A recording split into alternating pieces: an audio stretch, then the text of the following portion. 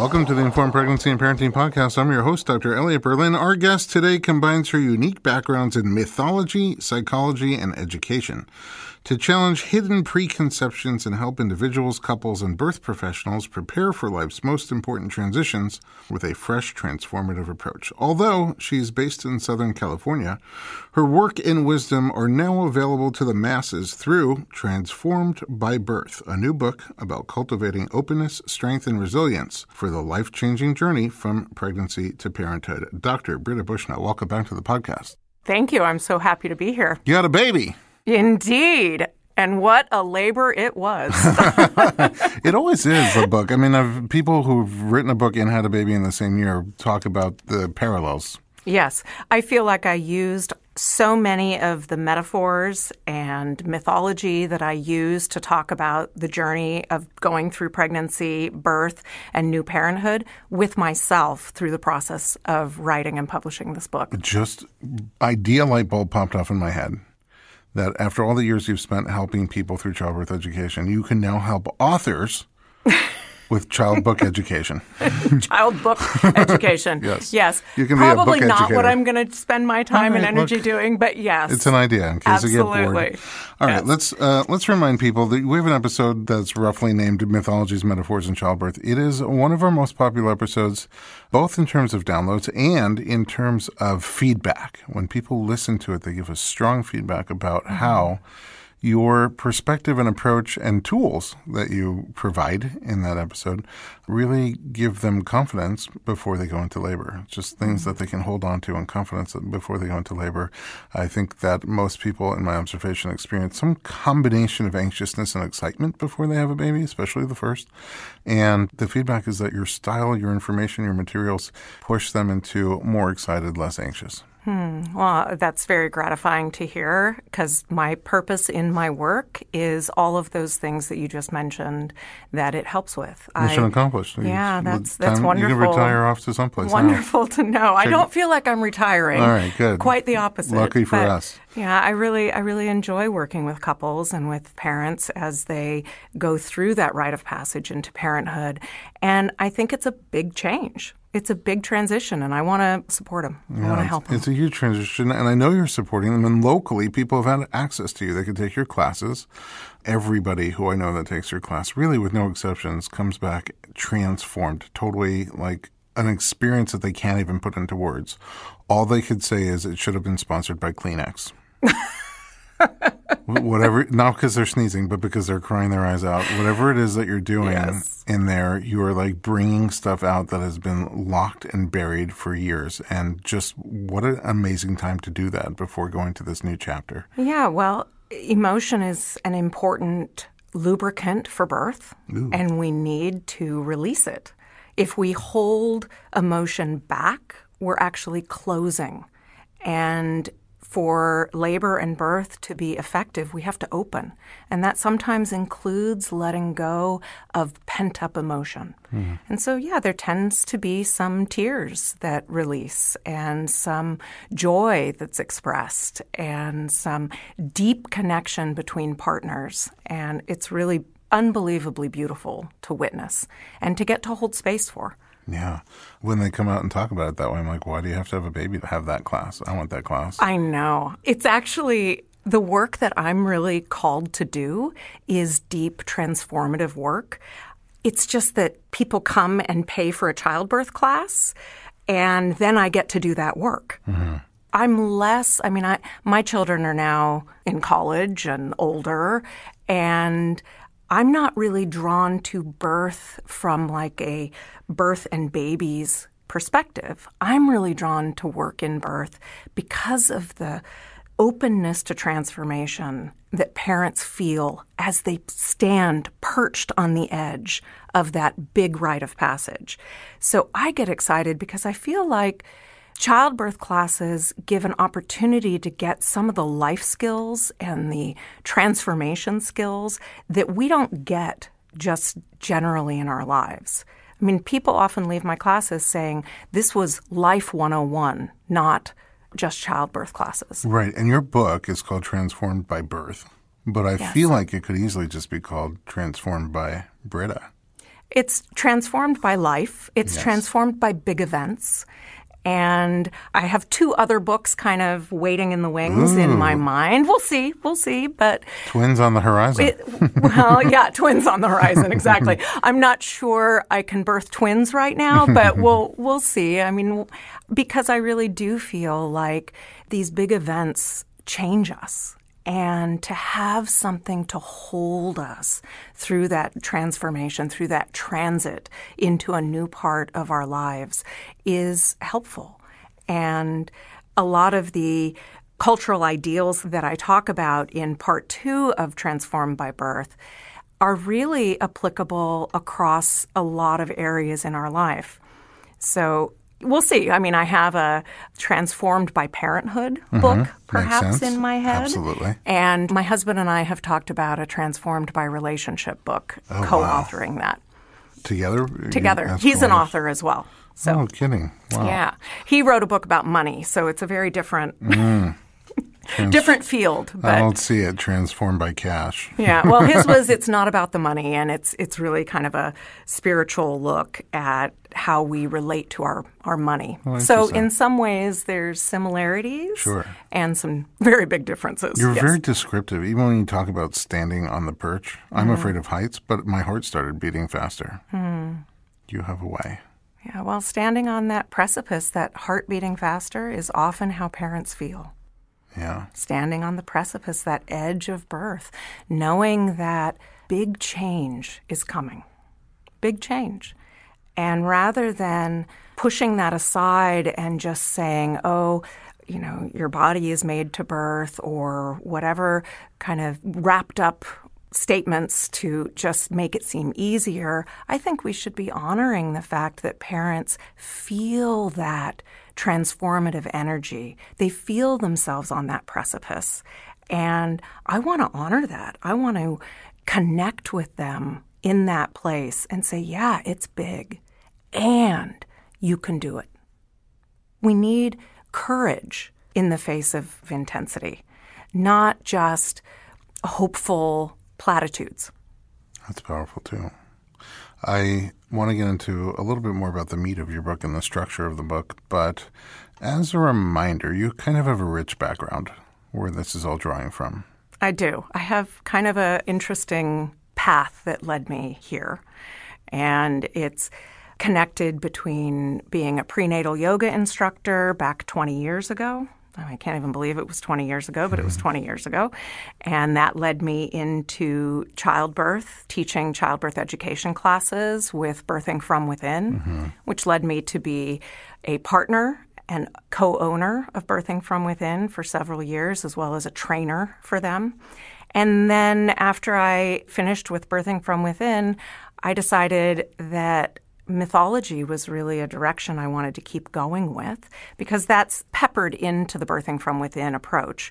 But I was like, that really inspires me. So I went and got a PhD in mythology.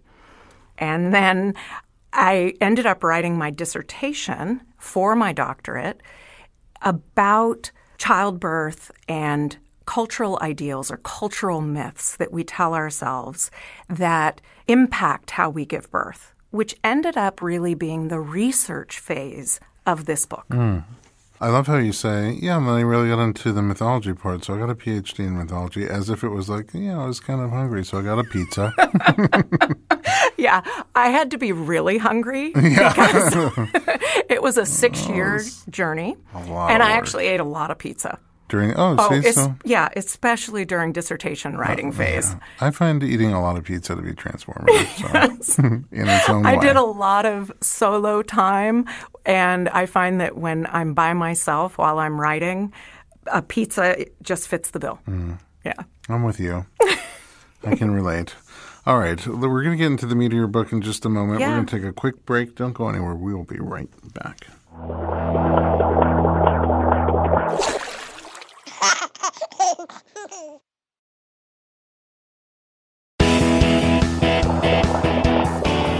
Welcome back to the Informed Pregnancy and Parenting Podcast. We are talking to Dr. Britta Bushnell, author of the book Transformed by Birth. So the book's broken down into 3 parts: preparing for the journey, cultural ideals and on the other side. What's roughly going on in each part? So part one is setting up the book. It's the introduction, it's chapter 1, and it's speaking about what is it you need to know to really get what it is I'm talking about in the book. One of the things that I talk about is storytelling. Like, why have a PhD in mythology and talk about childbirth? Like, how do those make sense? What's the connection? What's the connection? And why does it matter?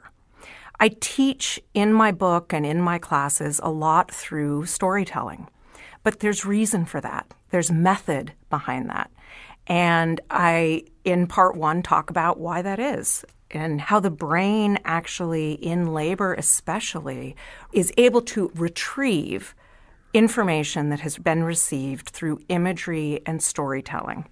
And then there's also a lot of research that says that if you've been marinating in a particular hormone and then you're later in that same state, you're going to have better recall of what you learned.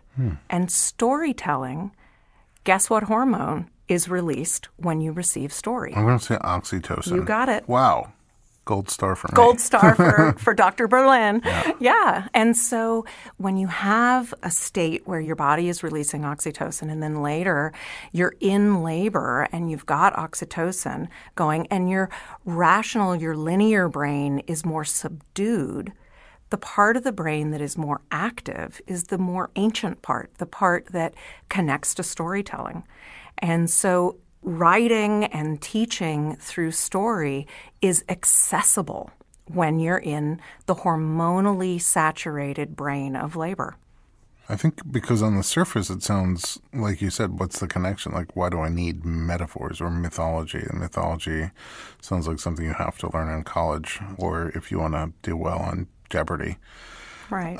But what you're saying makes a lot of sense. Yeah, it's just story. It's just creating imagery that your brain can attach to and can remember. And also, I mean, my observation is a picture is worth a million words, right? So I can sometimes say something with a lot of words and try to describe it, but then all of a sudden, if I can create a little picture, whoa, now I get it. This happened recently where I was trying to help somebody understand that a birth plan. She was like, should I have a birth plan? Not have a birth plan. I don't want to make a birth plan and then fail. And then on the other side of things, I don't want not to have a plan at all. And so just in the moment, this is what popped into my head. I was like, look, there's a million ways to get from point A to point B. Point A is a healthy woman with a healthy baby inside. That's what you're going to be. Point B is healthy woman with a healthy baby on the outside. There's a lot of ways to get from point A to point B. There's a million different roads you can take to get there, but each road has different pros and cons to it. Some people like the fastest route. Some people like the most scenic route. I always make sure to pass by a Krispy Kreme donut on my route. So you have to kind of pick what's important to you, and to the extent that you can, you kind of want to steer on that route. Now, if you're driving down that path and there's a detour, you may have to take a different route, which is okay. There's a lot of great routes to get from point A to point B. Yes. And what popped into my head was the image of steering that vehicle is a little bit more like steering a hot air balloon than a car. Yes. And I don't know why that came out, but as soon as I said it, she was like, that makes sense to me. So somehow that picture, even though I've never been in a hot air balloon, that picture kind of came to me and I was able to give it over to her. And just that was enough. I could have just said that from the beginning and saved a lot of words. Yeah. I mean, I think that birth plans as a tool for education and as a tool for communication with providers to make sure that what you are hungry for, I kind of like to use it as a menu metaphor, that you want to find out what is on the menu where you want to give birth. What's on the regular menu, not what are specials, okay? Right. Because on the day you go into labor, you don't know if that special is going to be available. So you want to make sure that what you're hungry for is available. On the everyday menu. On the everyday menu. Now, once you're there, you know, they might be out of cilantro or the black beans might not be done and they have to replace those with something else. But you want to know that what you're interested in, what you're hungry for in labor is on the regular menu where you intend to give birth and with whom you wish to be supported for that birth. Then you have to also be able to flow with the unexpected, to be open to the unbidden is the term that I like to use. That means, there are sometimes situations where you don't get to control all things in birth. Now, control and consent are two different things, and we have to tease those apart because consent is something that is incredibly important and should be valued. But control in this culture is really about that I'm driving the car and I'm going to drive it in this particular way. But sometimes there's traffic. It's like, what do you do when there's traffic? You might have to take a detour. You can map out your path or get in an air balloon, but you have to be available for the fact that sometimes the unexpected happens. Sure. And how do you keep going even when the unexpected happens? I like the menu analogy, except for the air balloon. Pretty much every one of my analogies is food-based. So that fits. So now I'm speaking in your language. You're in my language. Now I get it. I'm in your wheelhouse there. Exactly. Yeah. Even in the air balloon, we're eating. We're having a buffet with some champagne. Absolutely. Sure. I saw a map somewhere, and it was helpful when I was teaching male partners, in particular, trying to get them to understand dilation in centimeters, that 1 is like a Cheerio, 3 is around a Ritz cracker, 7 kind of like the diameter of a can of beer, and 10 is like a bagel. And then my kids would call me sometimes at a birth, and they'd be like, Dad, are you coming home soon? I'm like, yeah, we're between the Ritz cracker and the beer. Yeah. And they knew exactly what I you're was giving talking visuals. about. You're Exactly. giving visuals. And as we hit transition, I'm so hungry for carbs. Yeah. Mm-hmm. Yeah. Well, yes, back to pizza. Back to pizza. 7-centimeter stretch. Yeah.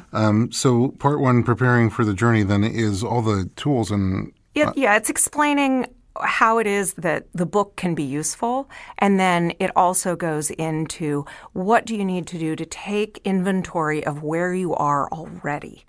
One of the things that I sometimes think is missed in modern birth culture is acknowledging what parents already know.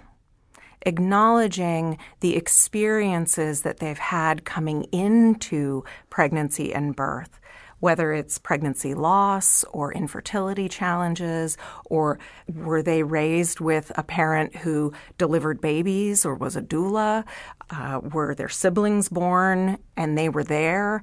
These types of experiences impact how we feel and prepare about birth. Would it be even not so personal, just experiences in terms of seeing things on television and movies or hearing people tell their birth stories? Absolutely. So there's a lot of that going on. So chapter 2 is really about unpacking that, looking at what are we coming into this experience already holding, already experiencing. For some people, it'll be a previous birth experience. Absolutely. Yeah, absolutely. And then part 2 of the book is looking at the 8 cultural ideals that I identify. And I have to tell you that I probably could have made 15, but I had to consolidate. So I looked at 8, just 8, and the way that the ideal is reached for example, the first one that I look at is the illusion of control and certainty. And instead of holding out for how do I control and how do I make certain that my birth goes a particular way, it's how can we open to the unexpected, open to the unbidden. And here's why I think that's important. It's not just about birth. Birth is the rite of passage that most often leads us into parenthood. And parenthood is full of experiences of being out of control and having a lack of certainty. We need to expand our capacity to be in wonder, to be in the mystery of not knowing. And so in chapter 3, the first chapter of the second part, I really talk about how do we begin to expand our expectations rather than narrowing them into a single direction that birth absolutely has to follow. So that's kind of an example of one of the ideals. And then I go into 7 more. I mean, that is probably just by itself one of the most powerful things about childbirth is that I think some people don't care that much. They just want a healthy baby, and so it's sort of like I'll pick a doctor or a midwife who I trust, and whatever they tell me to do, I'm just going to do that and not really be that involved in decision-making and setting the course through which we go. And for a lot of people, that works fine. That's great. Mm-hmm. But then I think a lot of people want to be a little bit more proactive, more involved, more of the decision maker, or at least being co-decision making with their providers. But they sometimes end up in this path where it's sort of like, even for planning for a wedding, you do all the planning, lots of details, and then on the day of, you just have to take a deep breath, relax, and go with the flow. Absolutely. And so the illusion, that's really sticking in my head as a very powerful term, because it could get lost. Yes. The illusion of control. Yes. It's the illusion of control and the need for certainty. And the need for certainty. And it is an illusion. So what's really striking me is how powerful that is for everything in life. We don't really control that many things in life. Even when I'm driving my car, I think I'm in control. Right. But I cannot control the cars around me. I cannot control a lot of things about the road, for example. But I feel confident somehow, and it's just occurring to me now that is an illusion of control. I think I'm in control. Right. I don't love airplanes, but I think part of that is because there is no illusion of control. I know I'm not in control, and I don't even believe that my seat cushion floats. So I'm with you there. I'm not a huge fan of flying, although you wouldn't know it with my travel schedule. Now, yeah. Constantly on the go. But yeah, I think that we are steeped in a culture that values the illusion of control and says, yes, we have to control and things are controllable. And then we get in airplanes and we go, I'm not in control. How do I deal with this? Right. I'm 35,000 feet above the earth in a metal capsule upon which I have no control whatsoever. No control. I do have control. I can order that little tiny bottle of scotch and hope for the best, but that's about it. Right. So, and so it's how do we begin to hold ourselves in the space. So each of the ideals that I name and that I lay out, I talk about what the balancing side is that's needed to help meet that ideal that can throw us off. And so with the desire for control and the illusion for control, what the balancing energy is an openness to the unbidden. And this is a term that comes from a theologian, William F. May.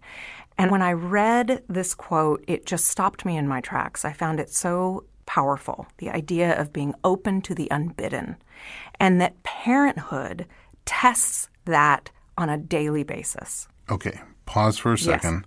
Yes. This is big and powerful. So much is going off inside me right now, and I'm not about to have a kid. But I do have 4 kids. Yes, you do. Yeah, this is going to be an explosive third segment. Don't go anywhere. We'll be right back.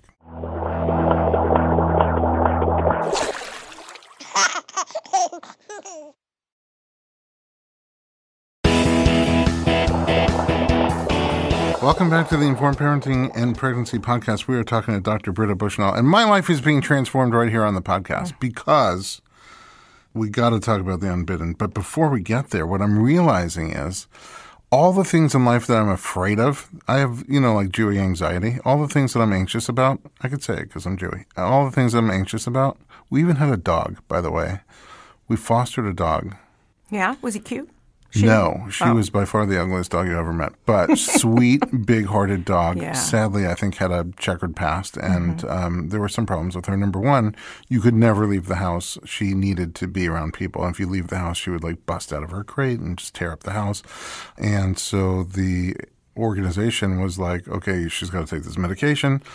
We put it in peanut butter. Every little ounce of peanut butter was gone, but not the medication. She's so smart and so sweet, but just needed to be around people. I'm like, what's going on? And they're like, she has severe separation anxiety. I'm like, okay, well, can we get a dog that's not Jewish? And they took her back because she needed to be around people. Mm-hmm. So they found a farm for her. Yeah. She had a good life. She has a good life now. We can go visit her if we want to. So there's this anxiety, this sense of anxiety. And for me, what it is I feel like, well, what if this happens or what if that happens? I don't feel like I'm in control of this. But you just blew the cap on it because I'm not really ever in control of stuff.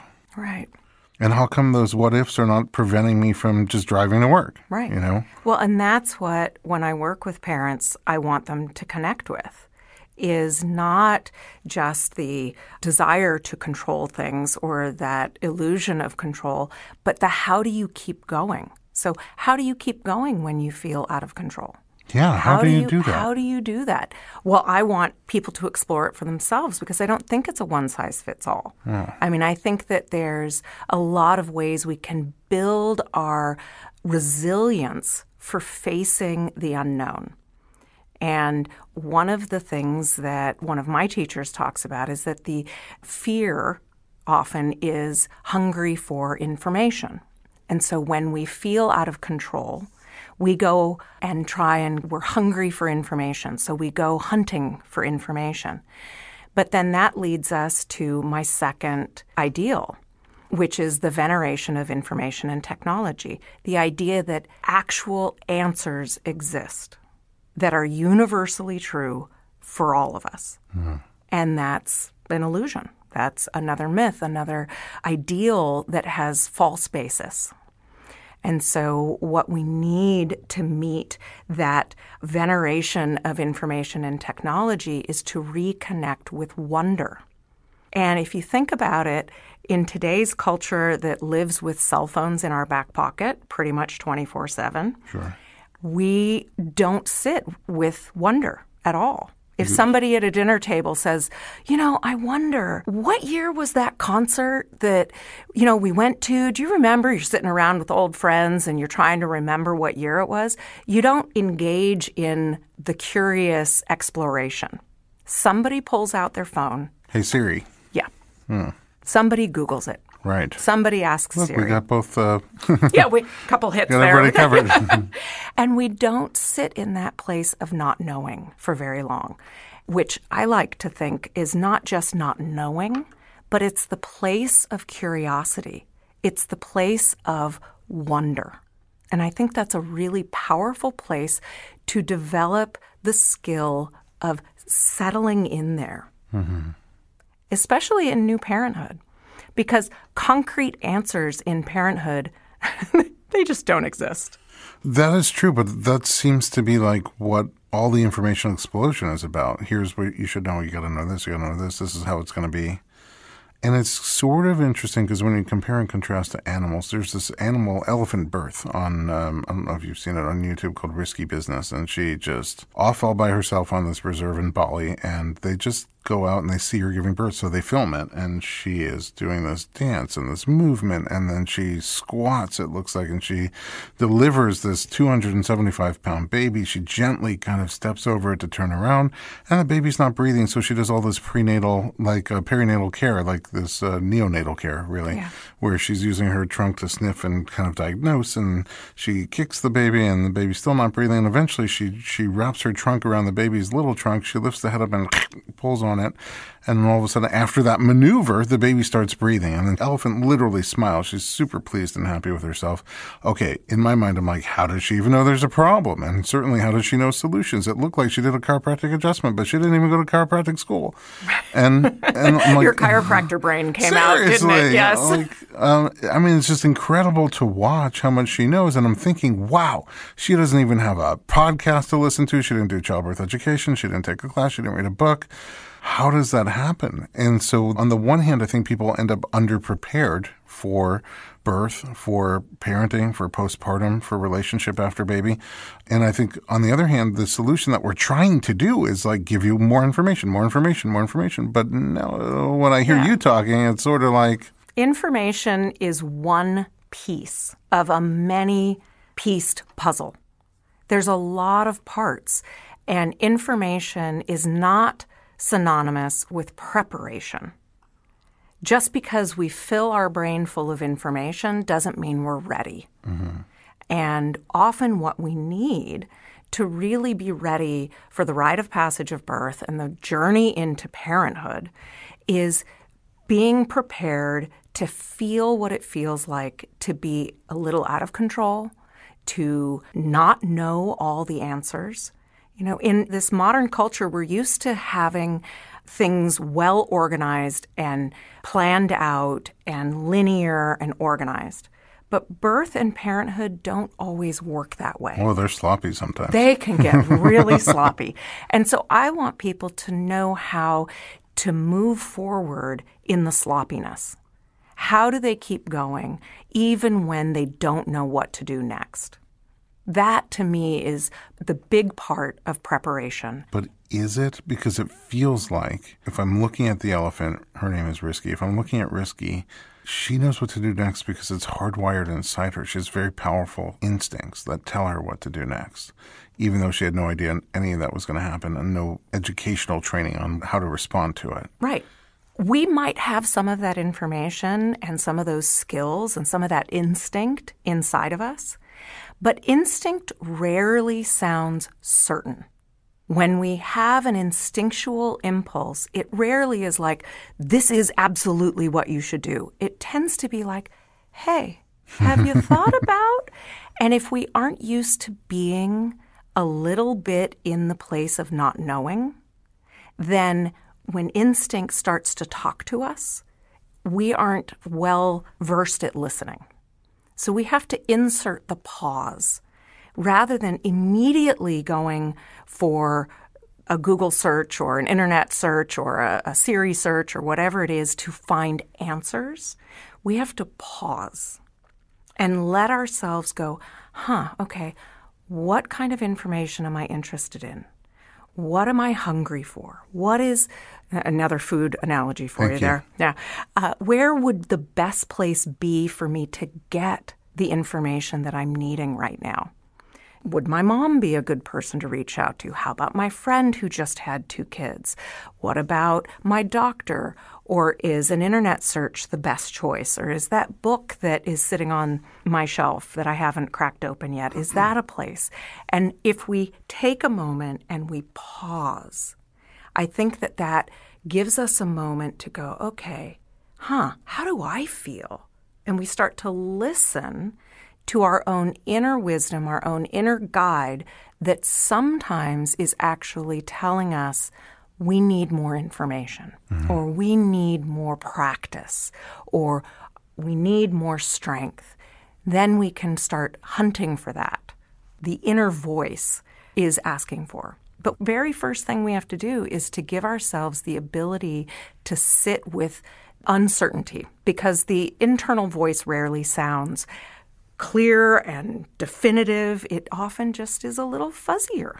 So maybe this is related, maybe it isn't. An image is coming up of contrasting births, one where she kind of blew me away. We have an episode with her too. It's called Miss America Home Birth or Miss USA Home Birth. I get them mixed up. I'm a horrible person. But her name's Shandy, and she had this incredible first birth experience with what appeared to be no fear.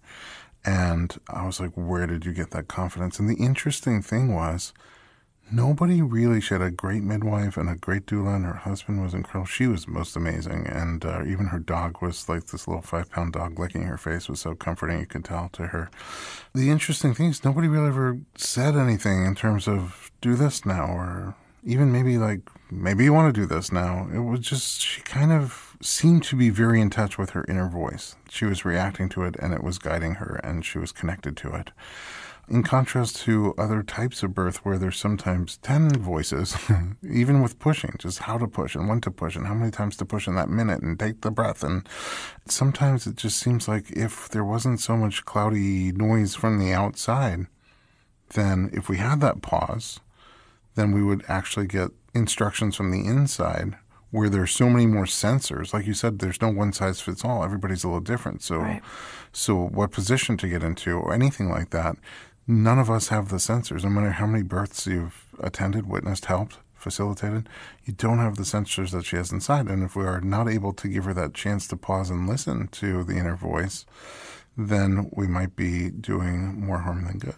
Yeah. And for many, many birthing people, if they haven't practiced listening to that inner voice, you know, this woman that you speak about, she might just be one of those people who always listens inside. So in labor, that was a natural place for her to be because she could just respond.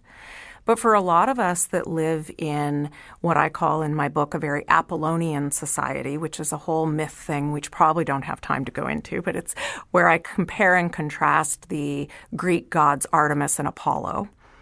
And our culture is one that is very Apollonian, very linear, very directed, and we like schedules, we like time, all kinds of these things, but is less connected to the animal nature of our bodies.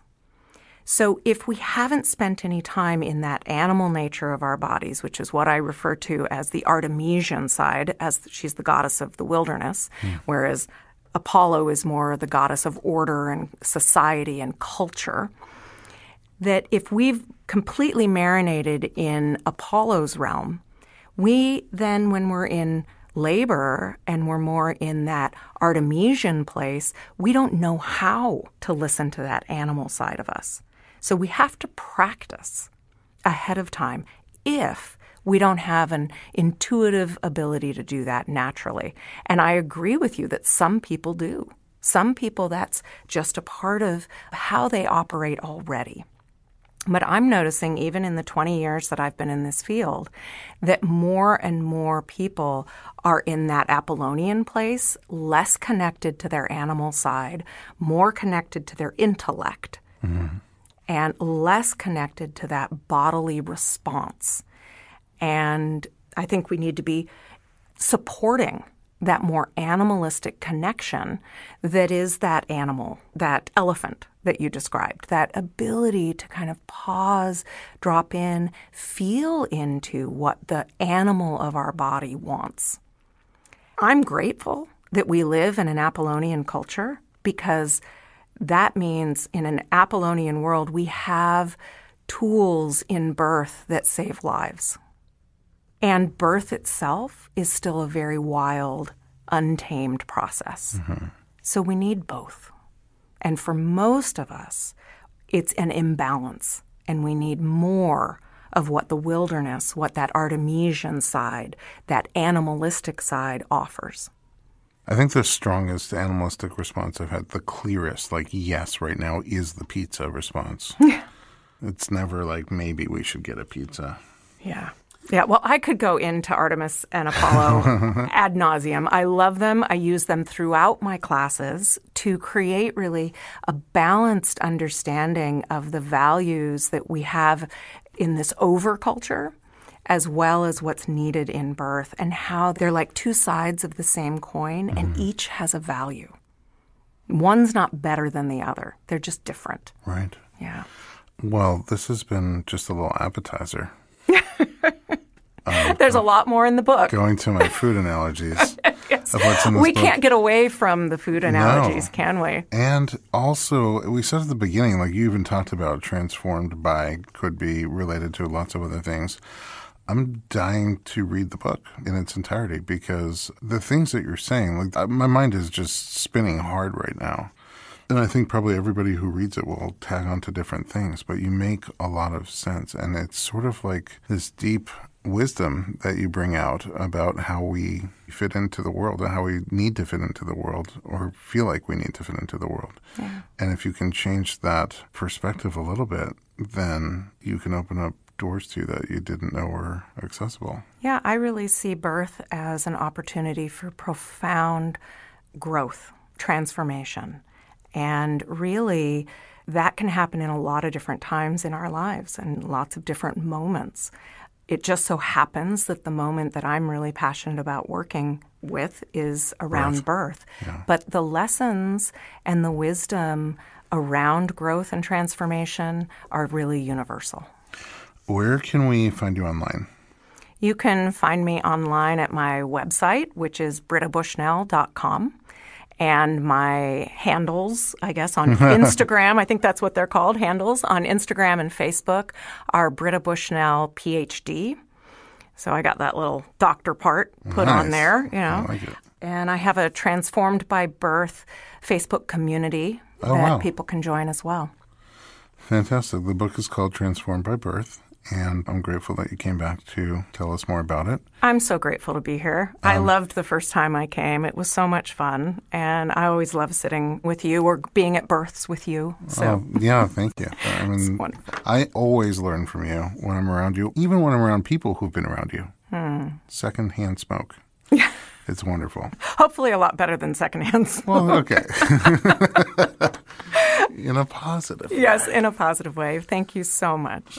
Pleasure. And at home, thanks for listening to our podcast. If you like our program, share us with your friends. Leave us some feedback in your podcast app. And if you have a suggestion, write to us at info@informedpregnancy.com. Anybody who's done it knows you get a response, and lots of our great topics come from you. info@informedpregnancy.com.